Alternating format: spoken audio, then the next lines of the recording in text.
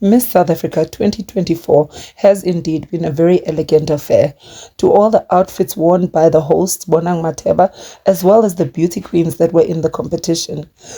So Vicky James, who is a Nigerian designer, put this whole look together, and we can all see with absolutely no doubt that this just screams elegance. It screams class, and obviously it's sitting on Bonang's perfect body. So when it came to presentation as well, Bonang did an excellent job. I think she made all the contestants feel very comfortable, and as we all know, when it comes to presentation, Bonang is always extremely classy. My advocacy for the year of Marine is inclusivity. And it's for anyone who feels excluded. I want to help to create a sense of belonging for everyone. Thank you. Thank you so much, ladies and gentlemen. Mia! She's not going to go anywhere. We're going to ask all our finalists to come back on stage, our Miss South Africa organization members, our judges, and of course all our sponsors and partners. Mia, I'm going to ask you to just hang 10 so we can take a picture of you, okay? So our Miss South Africa for 2024 ended up being Miss Mia LeRoux, a very, very beautiful lady. But Mia's victory didn't sit well with Burna Boy, among many, many others. Now, if you don't know who Burna Boy is, he's a Nigerian musician. He's in the entertainment industry and he is based in the US. So he stays in the US, though he is a Nigerian artist. So Burna Boy took to Twitter and made some comments with regards to Mia LeRoux's win. First, he had put up a picture of Mia LeRoux and said, after all that, then there's sort of mocking Mia LeRoux that us South Africans would rather have a white Miss South Africa, like someone with European background, rather than having someone who is black, in this sense, speaking about Chidima. So I don't know. South Africa has been called xenophobic for many, many, many years. I think it's one thing that most of us initially, we would always try to justify. We would always try to correct that no, South Africans are not xenophobic. But I think most of us have even stopped doing that because it's one of those labels that has just stuck with us. And, people have to make their own judgment. But one problem that I do have with Burna Boy having an issue with Miss South Africa being a white lady is that most of his concerts, if you check on these videos, most of his fans are white. So you cannot now have issues with white people, whereas your fan base is majority white. I mean, these concerts that he has, it's not everything that we need to comment on, especially on social media. And before you do comment, in most cases, you need to really check how will it benefit you. Really check, is it worth it? Is it worth you commenting? Because now, if you're going to look down on white people, and yet the same white people are the ones that are supporting your concert. I mean, if you check on this concert over here, if you had to remove all those white people that were there, it would probably be only half of the people that are at that concert. So I think that was a very bad move on his side.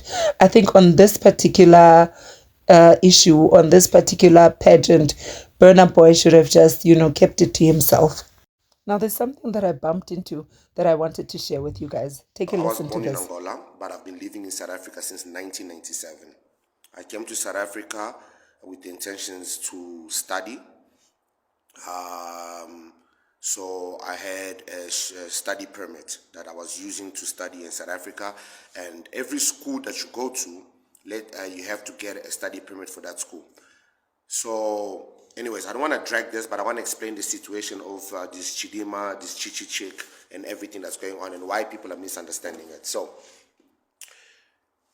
when I finished high school and I was going to university, I needed to get a study permit for the university I was going to. So I was going to Wits, so I needed a study permit for Wits. So when I graduate at Wits, I can then qualify to get my qualification because I'm legal in the country with a permit that allows me to study at Wits. The issue that you find in South Africa with foreigners is they come to South Africa with a visitor's visa. And then they use that visa to stay in South Africa. They don't even bother to renew it. Some of them then, they find fraudulent ways to try and get a permanent, permit. Some get study permits, but they're not even students. I know a lot of people who have study permits in their passports and they're not even students. Some get married to South African women so they can get South African IDs.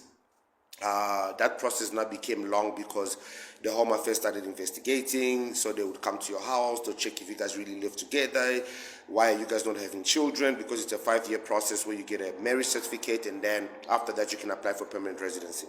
I even had a white friend of mine who was married to a woman from England who was deported because she forgot to renew her marriage certificate, which is the law.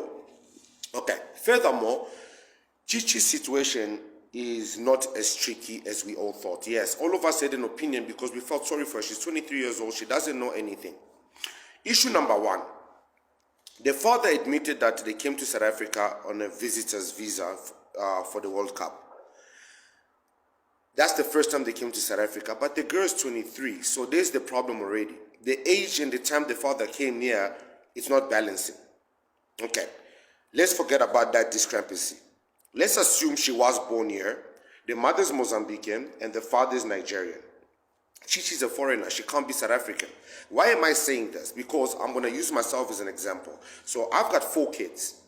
2 of my first children, 2 daughters, were born from a Congolese woman. Both of us were living in South Africa. She had an asylum, and I, back then, was still studying. So I had a study permit, but I was going to Boston, so I had a Boston study permit.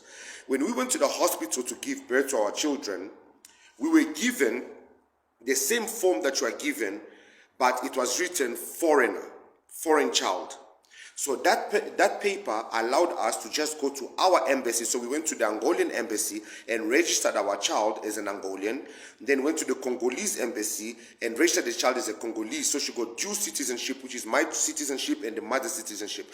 But she couldn't get a South African one because we did not have South African citizenship.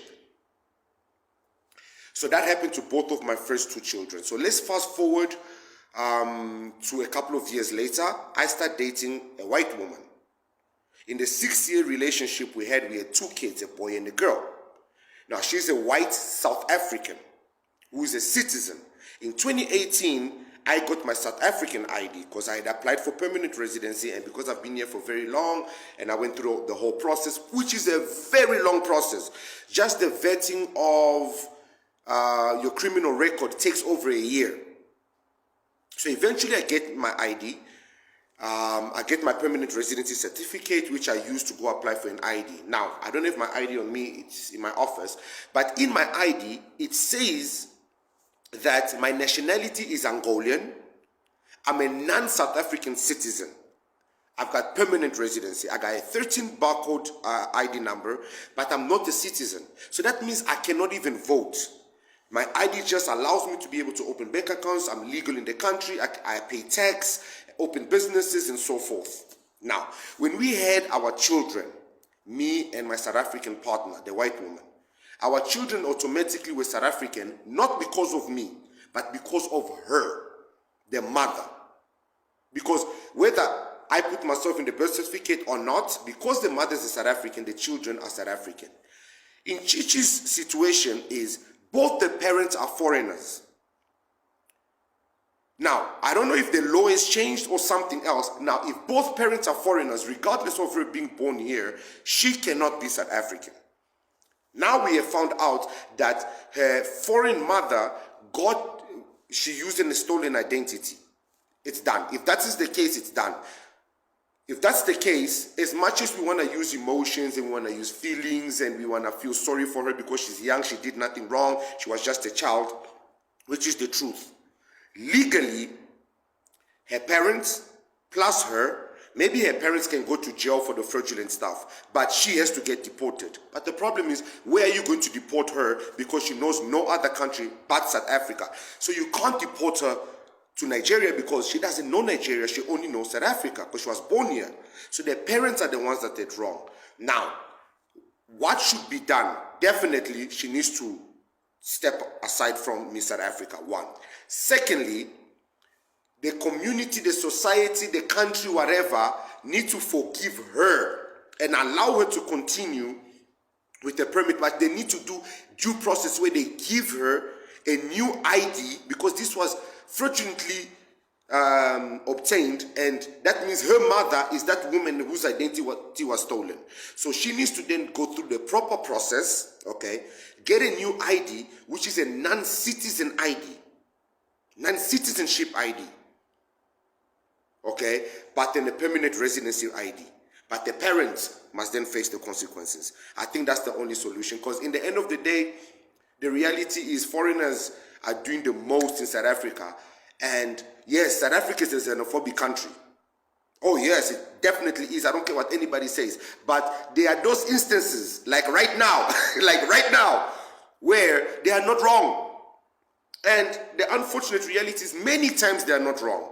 So yes, they are xenophobic, but are they really xenophobic if every time they actually prove us wrong, or prove themselves right, or prove us right, however you want to look at it? Zimbabweans, Nigerians are doing the most. I got a notification now, somebody arguing me about this very same topic. They are doing the most in South Africa, and South Africans are tired. I live in an area which in South Africa is considered a white neighborhood. Don't mind the zinc here I'm building. I'm renovating my home. If you go to our mall, every employee there, cashier, everything, people cleaning, is Zimbabweans. Yet South Africans don't have work, are lacking jobs. South Africans are tired, life is hard, the economy is bad. Home Affairs needs to do better. This is just proof, and we keep proving South Africans right that enough is enough. They are tired, they want their country back, they want things to be run properly.